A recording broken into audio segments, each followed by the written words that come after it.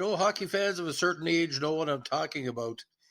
But in recent days, with Florida's success in the playoffs, you're seeing a bunch of plastic rats being thrown on the ice. You're saying to yourself, what does rats have to do with the Florida Panthers?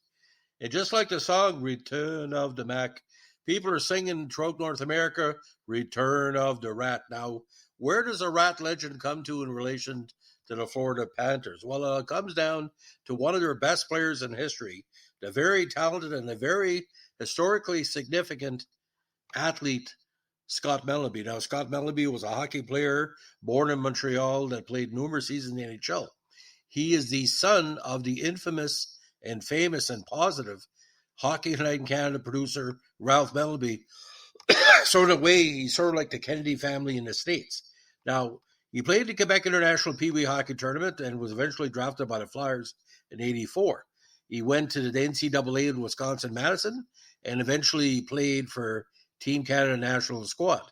He turned pro when his WCHA career was finished, and eventually played with the Flyers with 2 games in '86, played 5 seasons with Philadelphia before finding himself with the Edmonton Oilers for 2 seasons. Now, eventually, the 20-goal season guy found his way to the Panthers, and here's where the legend begins. Now, he was left unprotected by the Oilers in the '93 expansion draft, and the Panthers took him. This was the team where Mellanby would have his best years. In fact, he became a fan favorite to the Florida faithful when he killed a rat visitor in the dressing room with his hockey stick. And I guess the stick hit the rat. The rat hit the wall, and that was it. The rat was gone. This spawned a rat trick craze, where fans would litter the ice with thousands of plastic rats after each Panthers goal. Now, he did score the Panthers' first ever goal, but in that infamous playoff run in 1976, what brought him all the way to Stanley Cup Finals, the first home game where Florida scored the first goal, they threw literally thousands of rats on the ice, and you can watch the video on YouTube. He eventually became kind of a double hometown hero, a hometown hero to his family in Montreal and friends and family, and in Florida. Now, he eventually found his way to St. Louis, where he averaged between 50 and 20 goals a season and wrapped up his career with 2 seasons with the Atlanta Trashers.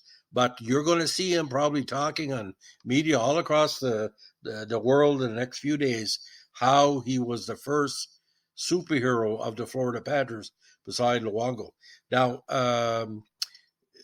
some people are saying he might be a Hall of Fame candidate. He never really did much on the championship side, but he played with those great older teams of the 90s and the great Flyer teams of the late 80s, and again had that Stanley Cup run. Amazing totals, 1,431 games, ladies and gentlemen. 364 goals, 476 assists, 840 points. A rugged player, a good power forward, 2,479 minutes in penalties, 53 points in the playoffs, 24 goals. In regular season and playoffs, 2,700 minutes in the sin bin, and scoring 364 goals. That's one of the highest totals ever for somebody with that penalty minutes. And, of course, he played for Team Canada at the World Juniors. And you know where he got his start, ladies and gentlemen? The Don Mills Flyers of the Midget AAA League, where he scored, get this, 66 goals in 72 games in '83. He was that early of a prospect. He's two decades plus in the NHL, probably will make him not only the most underrated player of the 2 decades, probably the most needed, because wherever he went, he brought the best game, a good teammate. The only people that rooted against him were the Rats, because obviously, just like the Bats with Jim Lorentz in the '75 final. By the way, every rink in North America has a rat someplace, or mice. But Mellanby, he said, I guess in published reports, I saw the rat across there, and I made him into a rat trick. So, ladies and gentlemen, good luck to the Florida Panthers and Carolina this week. Their big series. Of course, William Corey and my distant cousin with Vegas is playing the Dallas Stun Stars. I don't like Dallas.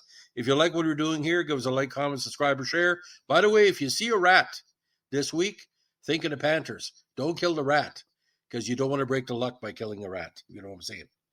Bye.